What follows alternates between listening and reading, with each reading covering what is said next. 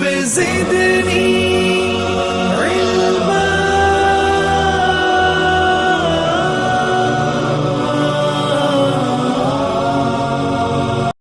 وصحبه نجوم الهدى وقادة التقى أما بعد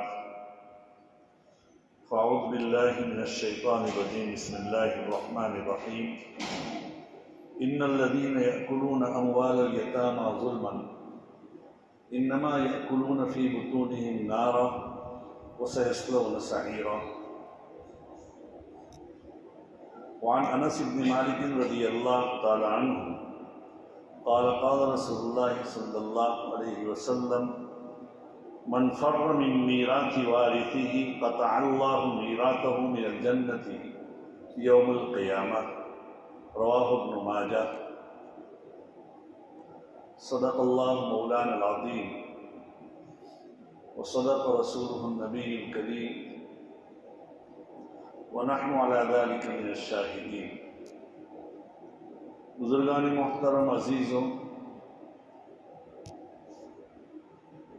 گزشتہ کئی ہفتوں تک سیرت کے بارے میں باتیں ہوتی رہی، لیکن یہ ایسا مضمون ہے کہ کبھی کوئی ختم نہیں کر سکا۔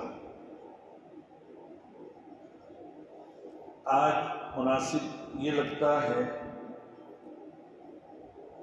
کہ ہمارے معاشرے اور سماج میں ایک ایسی حرکت یا ایسی حق تلفی اور ایسی کوتاہی پائی جا رہی ہے، اس کی طرف توجہ دی جائے، اس کی طرف متوجہ کیا جائے۔ وہ جو کوتاہی پائی جا رہی ہے معاشرے میں، وہ میراث کی تقسیم میں کوتاہی، وراثت کی تقسیم میں کوتاہی۔ عامتاً ہوتا یہ ہے ہمارے یہاں اور دوسری جگہوں پر، بہت سی جگہوں پر ایسا ہوتا ہے کہ جس کے قبضے میں جو ہے، جو جس کے اوپر قابض ہے یا جو بڑا ہے یا جو بڑے ہیں، وہ اس کے اوپر تصرف کرتے ہیں اور وارثوں کے حق کی تلفی ہوتی ہے، حق تلفی ہوتی ہے۔ حالانکہ میں نے آپ کے سامنے جو آیت کریمہ تلاوت کی، اس کے اندر بھی اشارہ ہے۔ بعض مرتبہ وارثوں میں یتیم وارث بھی ہوتے ہیں۔ یتیم کسے کہتے ہیں؟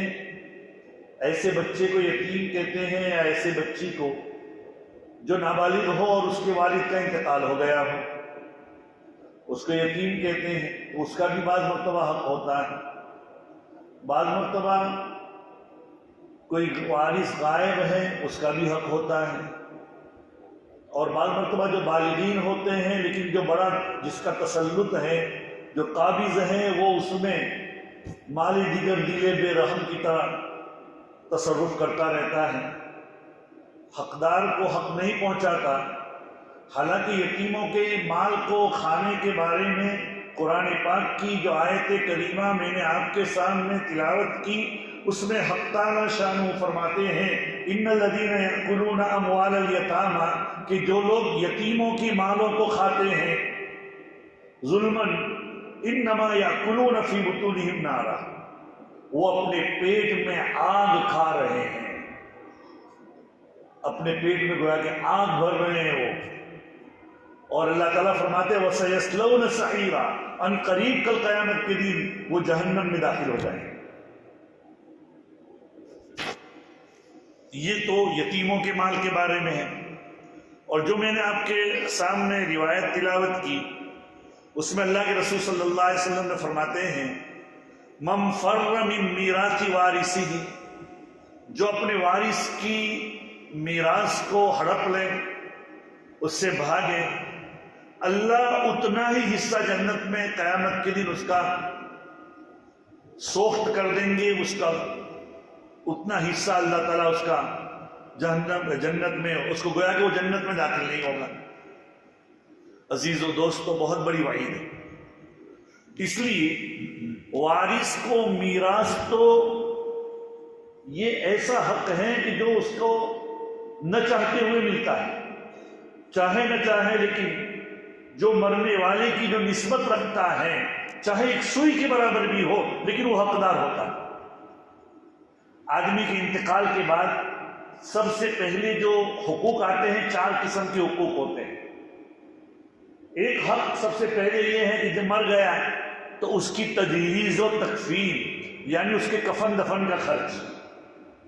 شریعت میں اگر میت چھوڑ کر گیا ہے تو شریعت نے یہ وارثوں پر خرچ نہیں ڈالا ہے، بلکہ شریعت نے کہا کہ اس کے کفن کا خرچ، اس کے دفن کا خرچ، یہ سب کا سب اس کے مال میں سے نکالا جائے۔ یہ پہلا حق ہے۔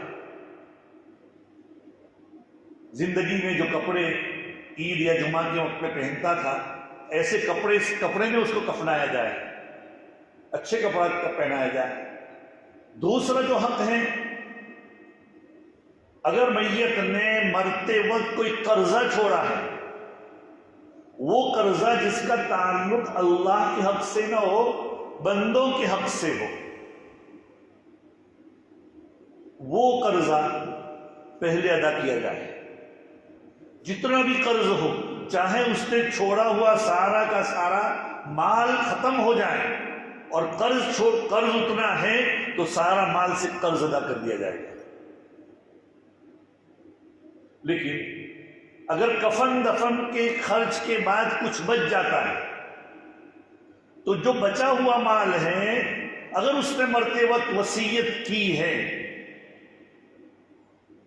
اگر مرتے وقت وصیت کی ہے، اور وصیت وارث کے لیے نہیں، حدیث میں آتا ہے اللہ کے رسول صلی اللہ علیہ وسلم فرماتے ہیں لا وصیت لوارث، وارث کے لیے کوئی وصیت نہیں ہوتی۔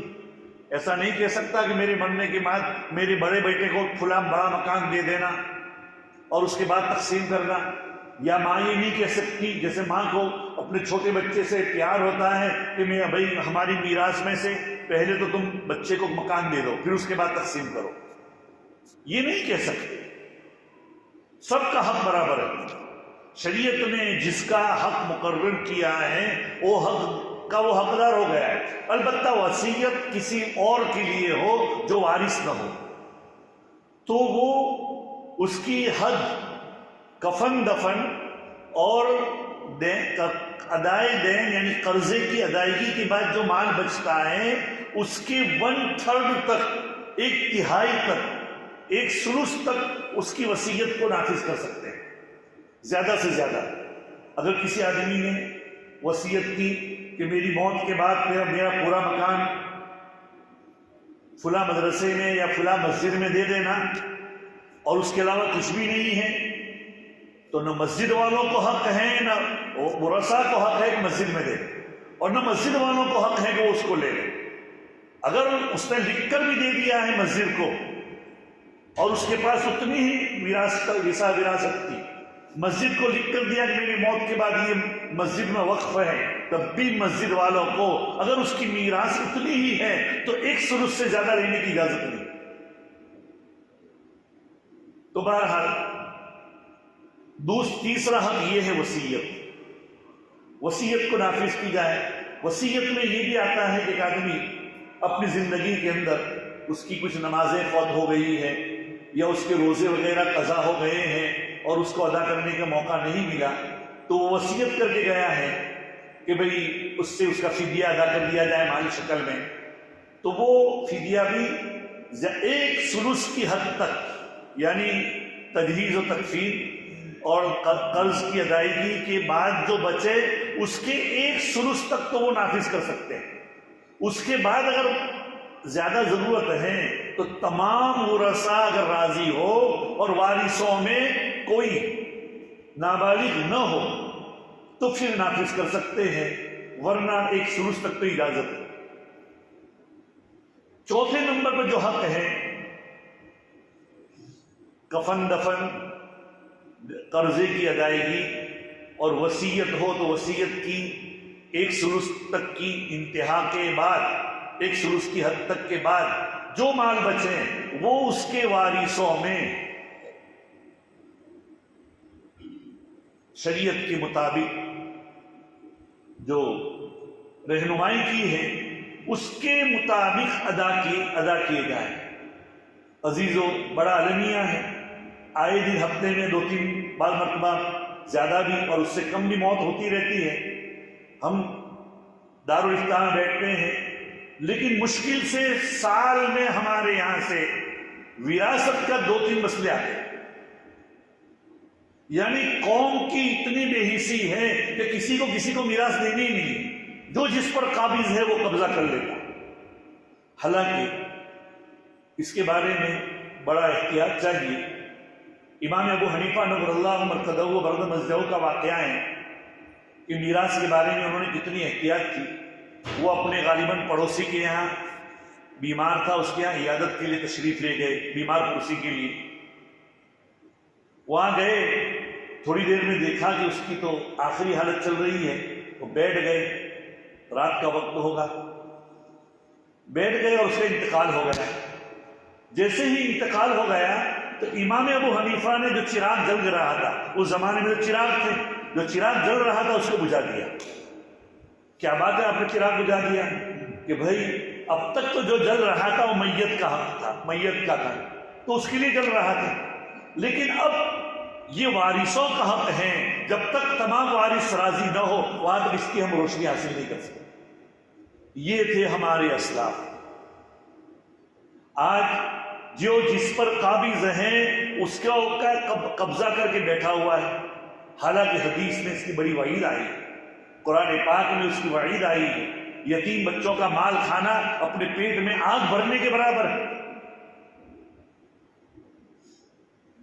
بڑا بھائی ہے یا چھوٹا بھائی ہے، جس کے قبضے میں جو ہے وہ قابض ہو جائیں، ایسا نہیں ہو سکتا۔ میں آپ کو ایک واقعہ سناؤں۔ ایک بزرگ تھے، ان کا انتقال ہو گیا۔ حقوق اللہ کی حقوق العباد کی جو اہمیت ہے، دوسرے حق کے حقوق کو ادا کرنے کی جو شریعت نے جس کی رہنمائی کی ہے کہ اس کے حقوق کو برابر ادا کرو ورنہ اس کے اوپر یہ وعیدیں ہیں، اس کے مطابق میں ایک واقعہ آپ کو سنا کر آگے چلتا ہوں۔ ایک بہت بڑے بزرگ تھے، ان کا انتقال ہو گیا۔ اللہ والے تھے، ذکر و ذاکر شاگرد تھے، ان کے بہت سے خادم بھی تھے، ان کے بہت سے مریدین بھی تھے، بہت سے ان کے پاس پڑھے لکھے بھی لوگ تھے۔ انتقال کے بعد ان کے ایک شاگرد نے خواب میں دیکھا کہ ایک جنگل و بیابان اور چکیل میدان ہے، ویرانہ ہے، اور وہاں وہ میرے استاد بالکل برہنہ یعنی ننگے بدن ادھر سے ادھر بھاگ رہے ہیں، ادھر سے ادھر بھاگ رہے ہیں۔ انہوں نے خواب ہی میں پوچھا کہ کیا بات ہے؟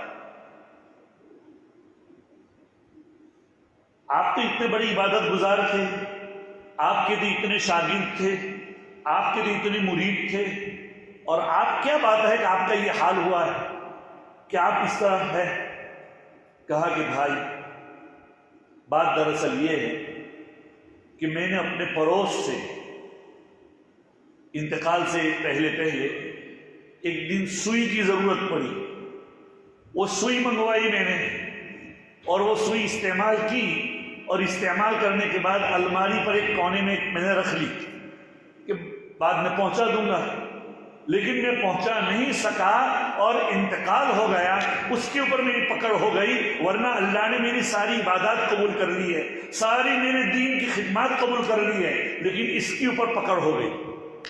اسی لیے بھائی اللہ کی پکڑ سے ڈرو، ان اخذ ربک لشدید، اللہ کی پکڑ بڑی سخت پکڑ ہے، اللہ کی پکڑ سے بچیے۔ اور اللہ کس معاملے میں؟ اللہ کے یہاں تو یہ ہے کہ اگر دینے پر آئے اللہ تعالیٰ کہ یہاں 3 قسم کے رجسٹر ہوں گے کل قیامت کے دن۔ حضرت صدیق عائشہ رضی اللہ تعالیٰ عنہ فرماتی ہیں 3 قسم کے رجسٹر ہوں گے کل قیامت کے دن۔ ایک تو وہ رجسٹر ہوگا جس کی اللہ کو اس میں ہر چیز لکھی جائے گی لیکن کوئی پرواہ نہیں ہوگی۔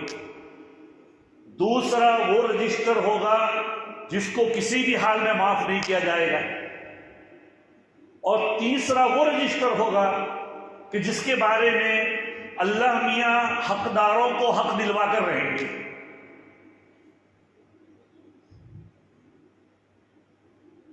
اللہ تعالیٰ حقداروں کو حق دلوا کر رہیں گے کل قیامت کے دن۔ اب پہلا رجسٹر کون سا ہے؟ وہ اللہ کے حقوق ہے۔ ایک آدمی نے نماز پڑھی، ایمان لانے کے بعد عبادات کی ہے یا نہیں کی، اللہ کے حقوق ادا کیے ہیں، روزے رکھے ہیں یا زکوٰۃ دی ہے یا نہیں دی ہے، وہ تمام اللہ کے حقوق ہیں۔ اگر اس میں کوتاہی کی ہے تو وہ اللہ کے حوالے ہیں، اللہ چاہے تو معاف کرے، اللہ چاہے تو اس کے اوپر پکڑ کرے گے۔ دوسرا جو رجسٹر ہوگا جس میں اعمال نامے کفر و شرک کا لکھا ہوا ہوگا، اگر کسی آدمی نے زندگی میں ایمان نہیں لایا ہے یا کفر و شرک کیا ہے تو اس میں وہ لکھا ہوا ہوگا اور وہ کسی حال میں معاف نہیں۔ ان اللہ لا یغفر ان یشرک بہ ویغفر ما دون ذلک لمن یشاء، وہ کسی بھی حال میں معاف نہیں ہو سکیں گے۔ اور تیسرا رجسٹر وہ ہوگا کل قیامت کے دن کہ جب کہ اللہ کے بندے نے اللہ کے بندوں کے حقوق کو ضائع کیے ہو، یعنی حقوق العباد کو ضائع کیا ہوگا، کسی کو مال لیا ہوگا، کسی کو مارا ہوگا، کسی کو پیٹا ہوگا، کسی کا مال ہڑپ کر لیا ہوگا، یتیم کا مال کھا لیا ہوگا، اپنے وارثوں کو، جو باپ کے وارث تھے تو وارثوں کا مال اس نے ہڑپا لیا ہوگا، تو اللہ تعالیٰ کل قیامت کے دن وہ حق دلوا کر رہیں گے۔ یہ اللہ تعالیٰ کے یہاں انصاف کا معاملہ اس طرح ہوگا۔ اسی لیے حدیث میں آتا ہے، اللہ کے رسول صلی اللہ علیہ وسلم فرماتے ہیں، میرے سامنے ایک روایت ہے، اللہ کے رسول صلی اللہ علیہ وسلم فرماتے ہیں من المفلس، آپ کو معلوم بھی ہے کہ اتدرون من المفلس، کہ آپ کو معلوم بھی ہے کہ مفلس کون ہے؟ قالوا المفلس من لا درہم له ولا متاع، ارے آپ کو معلوم بھی ہے کہ مفلس کون ہے؟ فرمایا کہ مفلس وہ ہے، صحابہ نے کہا کہ جس کے پاس سامان نہ ہو، جس کے پاس روپے پیسے نہ ہو۔ فرمایا نہیں، ان المفلس من امتی یاتی یوم القیامہ، میری امت کا مفلس وہ ہوگا جو کل قیامت کے دن آئے گا بصلاۃ وصیام وزکاۃ، بہت ساری نمازیں لے کر، بہت سارے روزے رکھ کر، بہت ساری زکاتیں اس نے ادا کی ہوگی، صدقات اور نافلات ادا کیے ہوں گے، نوافل نماز پڑھی ہوگی، لمبی لمبی ایسی نمازیں پڑھی کہ لوگ یہ سمجھتے ہیں کہ یہ باقی باللہ اور فانی فی اللہ ہے، اس کے فرشتے ملاقات کرتے ہوں گے، لوگ یہ سمجھ رہے ہوں گے، لیکن یہ آدمی ایسا ہوگا کل قیامت کے دن وَيَأْتِي قَدْ شَتَمَ هَذَا وَقَذَفَ هَذَا وَأَكَلَ مَالَ هَذَا وَسَفَكَ دَمَ هَذَا وَضَرَبَ هَذَا، کہ وہ آئے گا کل قیامت کے دن اس حال میں کہ اس کو برا بھلا کیا ہوگا، اس کو مارا ہوگا، اس کو گالم گلوچ کی ہوگی اور اس کا مال ہڑپایا ہوگا، اس کا مال طلب کیا ہوگا اور اس کے اوپر بہتان لگایا ہوگا، تو کل قیامت کے دن جب آئے گا فَيُؤْتَى هَذَا مِنْ حَسَنَاتِهِ، اس کی نیکیاں ساری نمازوں کی شکل میں، عبادات کی شکل میں جو نیکیاں ہوگی وہ جس کو برا بھلا یا جس کا مال ہڑپایا ہوگا اس کو دے دیا جائے گا۔ اور اس کے بعد کیا ہوگا؟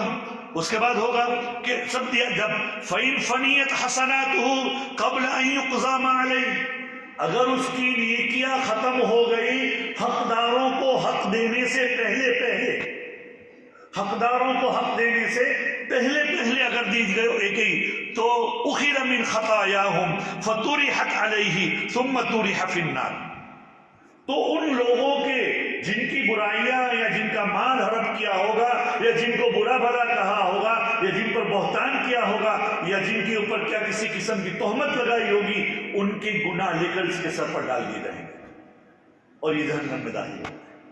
یہ حقیقی مفلس ہے، اللہ کے رسول صلی اللہ علیہ وسلم فرماتے ہیں۔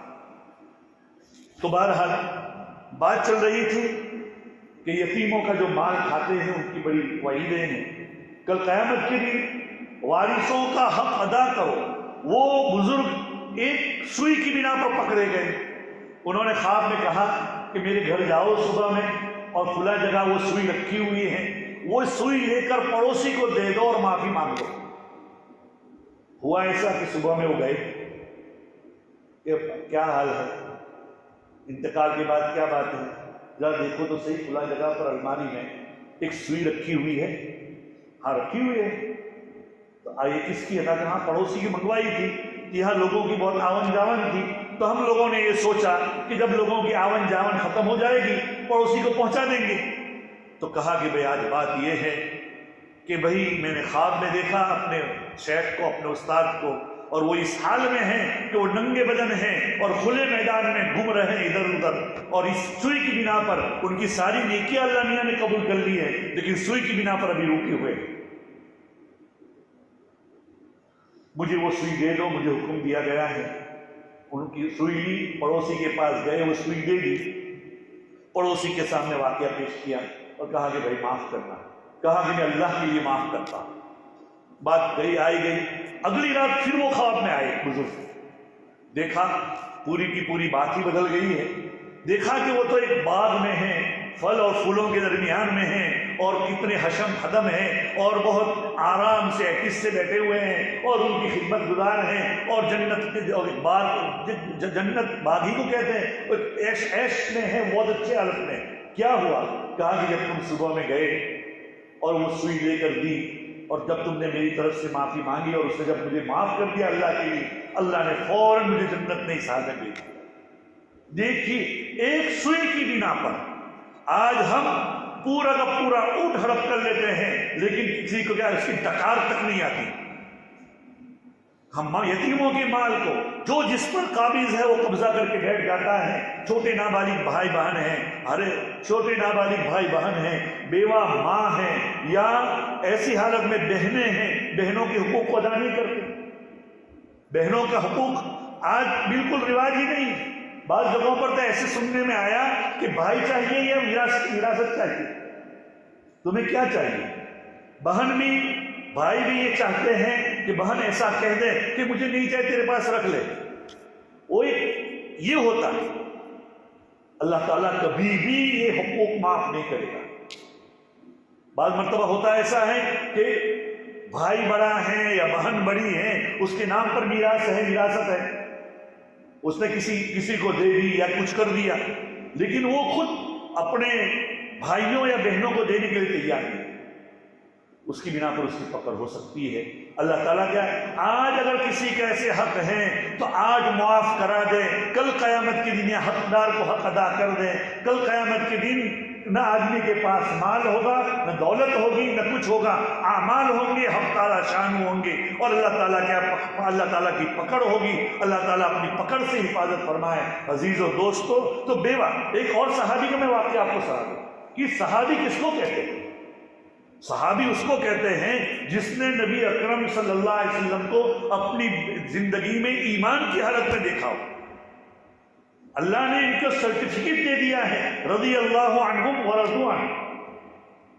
ایک صحابی ہے حضرت سعد بن جسامہ اور حضرت عوف بن مالک، دو صحابی ہیں، ان دونوں نے آپس میں طے کیا کہ ہم لوگ یہ طے کر لیں کہ جس کا بھی پہلے انتقال ہو جائے وہ آ کر خبر دے دے کہ کیا حال گزرا۔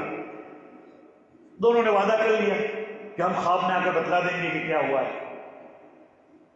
اتفاق سے حضرت سعد بن جسامہ کا انتقال ہو گیا پہلے۔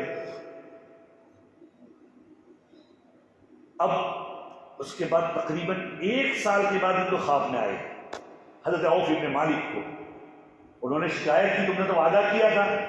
تو کہا کہ مردہ جب مردہ ہو جاتا ہے تو روح اللہ کے قبضے قدرت میں ہوتی ہے، اللہ جب چاہتے ہیں تو خواب میں ہم آ سکتے ہیں، ورنہ ہم نہیں آ سکتے۔ کیسے کیا حال گزرا؟ کہا کہ میرا یہ حال گزرا، دیکھو کس کا؟ میرے اوپر بڑی مصیبتیں آئی۔ ارے تمہاری گردن پر کالا دھبا کیسا ہے؟ خواب میں دیکھ رہے ہیں، پوچھ رہے ہیں۔ کہا کہ میرے اوپر مصیبت آئی، بڑی حالات آئے، اللہ نے پھر مجھے معاف کر دیا، لیکن کئی مدت تک میرے اوپر یہ حالات آئے۔ میں نے ایک یہودی کا، ایک غیر کا، اپنا نہیں، ایک یہودی کا میں نے اس کے پاس سے 10 دینار لیے تھے، اور وہ 10 دینار غالباً انہوں نے استعمال بھی نہیں کی، میرے گھر میں کھلا جگہ رکھے ہوئے ہیں، لیکن میں اس کو لوٹا نہ سکا اور میرا انتقال ہو گیا۔ اس 10 دینار کی بنا پر میرے اوپر حالات و مصائب آئے، اور یہ اسی کا دبا ہے، یہ اسی کا دبا ہے گردن پر۔ اللہ نے فضل فرمایا اور مجھے معاف کر دیا۔ اور دیکھیے مجھے میرے گھر میں کیا ہوا میری موت کے بعد، مجھے اس کا بھی علم ہے۔ میرے گھر میں میری موت کے بعد میری بلی جو تھی بہت پیاری تھی، وہ کچھ دنوں کے بعد مر گئی۔ اور آج سے 6 دن کے بعد اللہ میاں کا فیصلہ ہو چکا ہے کہ میری بیٹی کا انتقال ہو جائے گا۔ یہ 3 باتیں عوف ابن مالک کو حضرت صاحب ابن دثانہ نے بتائی۔ 6 دن کے بعد میری بیٹی کا انتقال ہو جائے گا۔ صبح میں ان کے گھر پر گئے اور کہا کہ بھئی وہ 10 دینار کہیں ہے، دیکھو ذرا اس جگہ پر۔ گھر والوں کو بھی ممکن ہے معلوم نہ ہو، تلاش کیے تو وہاں مل گئے۔ وہ یہودی کو پہنچا دیا، ایک نشانی سچ ہوئی۔ گھر والوں کو پوچھا کہ ان کے بعد تمہارے کیا حال چل رہے ہیں؟ کہا کہ ان کے بعد ان کی جو پیاری بلی تھی کچھ ہی دنوں میں مر گئی۔ گھر میں دوسرے لوگوں کا کیا حال ہے؟ کہ ابھی ان کی ایک بیٹی ہے، ایک بیٹی اس کو بخار آ رہا ہے بہت دنوں سے۔ 6 دن کے بعد اس کا انتقال ہو گیا۔ معلوم ہوا کہ مردے جو خبر دیتے ہیں وہ اللہ کی طرف سے۔ عزیز و دوستو، ایک صحابی رسول کی پکڑ ہو سکتی ہے، ہم اور آپ کون ہیں؟ ہم اگر وارثوں کے حقوق کو ادا نہیں کریں گے، کل قیامت کے دن اس کے پر پکڑ ہو سکتی ہے۔ اس لیے وارثوں کے حقوق کو پہلے اول درجے میں، پہلے ہی جب میت کا انتقال ہو جائے تو پہلے سب سے پہلے کفن دفن کے بعد، جیسے کہ پالنپور کے علاقوں میں یہ بات ہے کہ کفن دفن کے بعد وہ کیا اعزاء اقارب اور علماء کو اس طرح مکلف کیا جاتا ہے، ان کو بلا کر میراث تقسیم کر دی جاتی ہے۔ ہر چیز کو رکھ دے سامنے اور اس کو میراث تقسیم کر دی جاتی ہے۔ اور اس وقت آسان بھی ہوتا ہے، لوگوں کے گھر میں ایک موت ہوئی ہے تو لوگوں کے دل نرم بھی ہوتے ہیں، اللہ کی طرف رجوع ہوتا ہے، تو اس وقت سب کے حقوق ادا کرنا بہت آسان ہوتا ہے۔ تو سب سے پہلے اپنے علاقے میں آپ کو کہہ چکا ابھی بھی کہ سال میں ہمارے یہاں اتنے اموات ہوتی ہیں لیکن مشکل سے 2-3 مسئلے آتے ہیں، ورنہ میراث کا ہر مسئلہ الگ الگ ہوتا ہے، ہر ایک مرنے والے کے اعتبار سے الگ الگ ہوتا ہے۔ باپ ہے، بیٹے کتنے ہیں، بیٹیاں کتنی ہیں، بیٹا نہیں ہے، بیٹیاں نہیں ہیں، ماں باپ ہے یا نہیں، وصیت ہے یا نہیں، دادا دادی ہے یا نہیں، ساری چیزیں مفتی پوچھتا ہے۔ اس لیے عزیز و دوستو، اپنے یہاں بھی کبھی موت ہو جائے تو سب سے پہلے یہ بات ہو کہ ہم حق ادا کریں گے۔ اگر بہنوں کے حقوق ادا نہیں کیے ہیں تو کوئی حرج نہیں ہے، آج ادا کر دو۔ آج بہنوں کو جمع کر کے ان کو کہہ دو، ایسا نہیں کہ بہن چاہیے یا بھائی چاہیے یا کیا وراثت چاہیے، ان کا حق ادا کرو۔ اگر باپ نے شادی کرانے کو کچھ زیورات بیوی کو دیے ہیں، بیٹی کو دیے ہیں، تو وہ تو زندگی میں دیا ہوا تحفہ ہے، اس کو گنا نہیں جائے گا۔